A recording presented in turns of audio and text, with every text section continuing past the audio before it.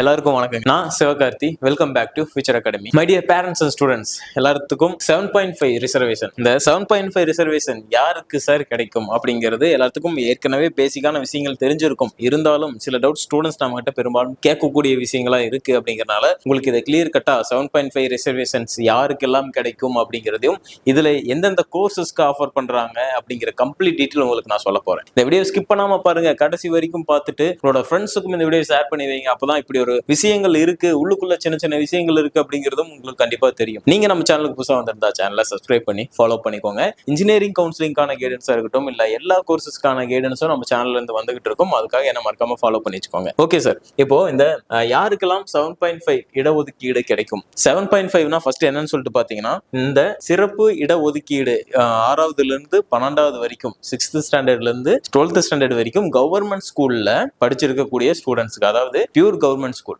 Government எய்டெட்ல சில students படிச்சிருப்பீங்க. Government எய்டெடா இருந்ததுன்னா, கவர்மெண்ட் எய்டெட்ல படிச்சிருந்தீங்க அப்படின்னா உங்களுக்கு வந்து இந்த 7.5 ரிசர்வேஷனுக்கு நீங்க எலிஜிபிள் இல்ல. ஃபர்ஸ்ட் ஆஃப் ஆல் ஓகேங்களா, ஃபுல்லாவே கவர்மெண்ட் ஸ்கூல்ல படிச்சிருக்கணும். அந்த ஸ்டூடெண்ட்ஸ்க்கு மட்டும்தான் 7.5 ரிசர்வேஷன் வந்து எலிஜிபிள் ஆகும். ஓகே சார், இந்த 7.5 ரிசர்வேஷன் பொறுத்த வரைக்கும் கவர்மெண்ட் ஸ்கூல்ல படிச்சிருக்கணும் அப்படிங்கிறது நமக்கு பேசிக்காவே தெரியும். ஆனா இன்னொரு விஷயம் என்னன்னு சொல்லி பாத்தீங்கன்னா, இந்த கவர்மெண்ட் ஸ்கூல்ல படிக்கிற ஸ்டூடெண்ட்ஸுக்கு சீட்ஸோட இன்டேக் எவ்வளவு இருக்குன்னு தெரிய மாட்டேங்குது. முக்கால்வாசி ஒரு சில ஸ்டூடெண்ட்ஸ் என்கிட்ட கேட்கறாங்க, சார் என்கிட்ட ஒரு 80 கட் ஆஃப் இருக்கு, ஒரு 110 கட் ஆஃப் தான் வருது.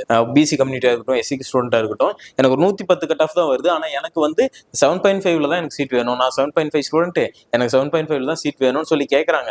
தாராளமா நீங்க கேளுங்க, தப்பே கிடையாது. ஆனா உங்களோட கட் ஆஃபுக்கு நீங்க இந்த கட் ஆஃப் வச்சுக்கிட்டு ஒரு நல்ல காலேஜ்ல சீட் எடுக்க முடியுமா அப்படின்னு சொல்லி கேட்டீங்கன்னா அது ரொம்ப கஷ்டம். இப்ப இருக்கக்கூடிய ஸ்டூடெண்ட்ஸ் எல்லாருமே பெரும்பாலும் இந்த கம்ப்யூட்டர் கோர்சஸ் அதே தான் பெரும்பாலும் எதிர்பார்க்கறீங்க. ஓகேங்களா, ஆனா இந்த கட் ஆஃப் நான் சொல்றேன் இல்லையா, அந்த 110 120 கட் ஆஃப் இப்படி வச்சுக்கிட்டு நான் 7.5ல தான் எனக்கு சீட் வேணும்னு கேட்கிற ஸ்டூடெண்ட்ஸுக்கு கண்டிப்பா சில பேர் உங்களுக்கு சொல்லலாம், கண்டிப்பா உங்களுக்கு ஒரு நல்ல காலேஜ்ல கிடைக்கும் அப்படின்னு சொல்லுவாங்க.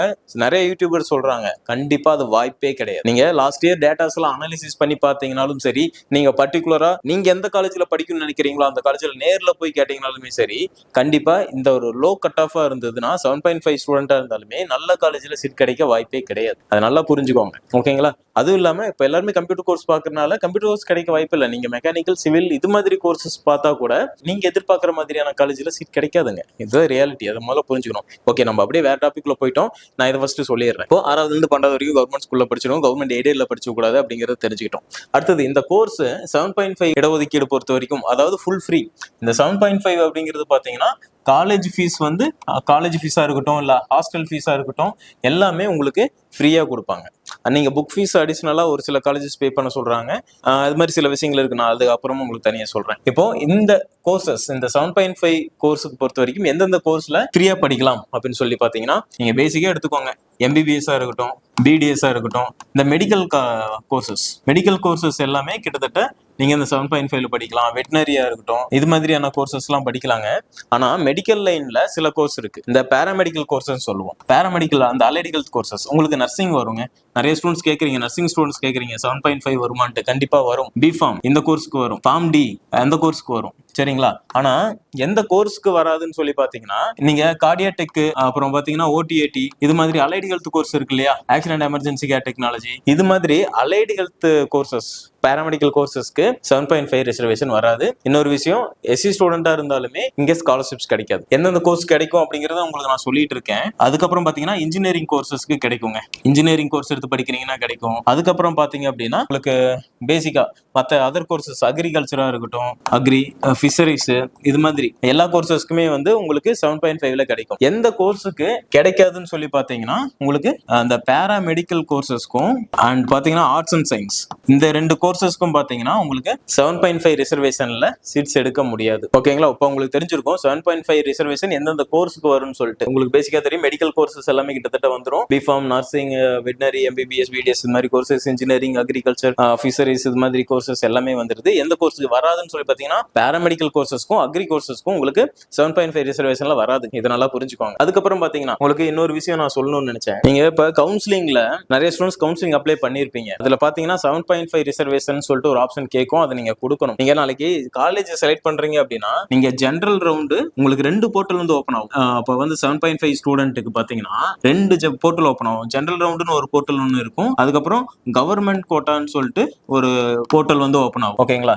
இந்த 2 போர்ட்டல் இருக்கும். இதுல போயிட்டு நீங்க ஒரு காலேஜ் எதிர்பார்ப்பீங்க. எனக்கு வந்து இப்போ ஒரு பெரிய காலேஜ்னு வச்சுக்கோங்க, அந்த காலேஜ்ல உங்களோட கம்யூனிட்டிக்கு இங்க ஜெனரல் ரவுண்ட்ல சீட்ஸ் இருக்கு அப்படின்னா இதை செலக்ட் பண்ணிடுறீங்க. அதே மாதிரி கவர்மெண்ட் கோட்டால போயிட்டு நீங்க அந்த காலேஜ்லயே உங்களுக்கு சீட் இருந்ததுன்னா செலக்ட் பண்றீங்க. ஆனா வந்து இங்க கிடைக்கலன்னு வைங்க, உங்களுக்கு இங்க ஜெனரல் ரவுண்ட்ல கிடைச்சிருச்சு, சீட் கிடைச்சிருச்சு அப்படின்னா இந்த காலேஜ்ல கிடைச்ச சீட் மட்டும்தான் இது கிடைச்சிருச்சு, உங்களுக்கு சீட் கிடைச்சிருச்சு. ஆனாலும் பாத்தீங்கன்னா நீங்க ஜெனரல் ரவுண்ட்ல தான் உங்களுக்கு சீட் கிடைச்சிருக்கு அப்படின்னா நீங்க ஃபீஸ் கட்டி படிக்கணும். 7.5னா நீங்க கவர்மெண்ட் கோட்டா அப்படிங்கிற இந்த போர்ட்டல்ல தான் போயிட்டு பண்ணணும். 2 போர்ட்டல் ஓப்பன் ஆகுங்க நீங்க சாய்ஸ் ஃபில்லிங் பண்றப்போ. சரிங்களா? அதுல ஜெனரல் ரவுண்ட்லயே நீங்க அப்ளிகேஷன்ஸ் போடணும், அதுலயும் வந்து சாய்ஸ் ஃபில்லிங் பண்ணுவீங்க. அதே மாதிரி கவர்மெண்ட் கோட்டான்னு அந்த 7.5 ஸ்டூடெண்ட்ஸ்க்கு மட்டும் தான் இந்த போர்ட்டல் ஓப்பன் ஆகும், எல்லாத்துக்கும் ஓப்பன் ஆகாது. இதுலயும் போயிட்டு நீங்க அப்ளிகேஷன்ஸ், அதாவது அந்த சாய்ஸ் ஃபில்லிங்க நீங்க பண்ணணும். சாய்ஸ் ஃபில்லிங் பண்ணி இதுல உங்களுக்கு சீட் கிடைச்சால் மட்டுமே உங்களுக்கு 7.5 ரிசர்வேஷன்ல உங்களுக்கு சீட் அலோகேட் ஆகும். ஓகேங்களா? 7.5ல கிடைக்கணும்னா நீங்க கவர்மெண்ட் கோட்டாங்கிறதுலயே வைக்கணும். அதுல கிடைச்சதுனால நீங்க 7.5 ஸ்டூடெண்ட் ஃப்ரீயா படிக்கிற ஸ்டூடெண்ட். ஜெனரல்ல கிடைச்சதுன்னா அப்படி கிடையாது, நீங்க அமௌண்ட் கட்டி தான் படிக்கணும். ஓகேங்களா? ரெண்டுலயும் கொடுங்க, தப்பு கிடையாது. அதை நான் ஃபர்தரா போக போக சொல்றேன். இன்னொரு விஷயம், நிறைய காலேஜஸ்ல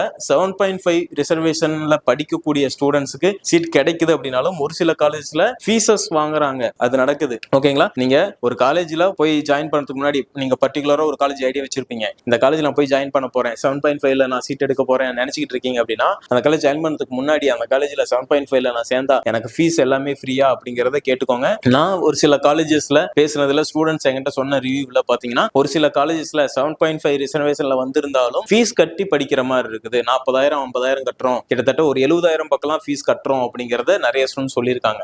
இதை வந்து கவர்மெண்ட் கொஞ்சம் செவிசாய்த்து இது என்னன்னு சொல்லிட்டு பார்க்கணும் அப்படிங்கறத நான் கேட்டுக்கிறேன். இப்போ இந்த 7.5 ரிசர்வேஷன் அப்படிங்கிற என்னன்னு சொல்லி தெரிஞ்சிருப்பீங்க. இந்த வீடியோவை ஸ்கிப் பண்ணாம நீங்க பாத்துருந்தீங்கன்னா இந்த வீடியோவை உங்க ஃப்ரெண்ட்ஸ்க்கு ஷேர் பண்ணி வைங்க. என்ன மறக்காம ஃபாலோ பண்ணிக்கோங்க. இது மாதிரியான நிறைய அப்டேட்ஸ் உங்களுக்கு நான் கொடுத்துக்கிட்டே இருப்பேன். தேங்க்யூ ஃபார் வாட்சிங்.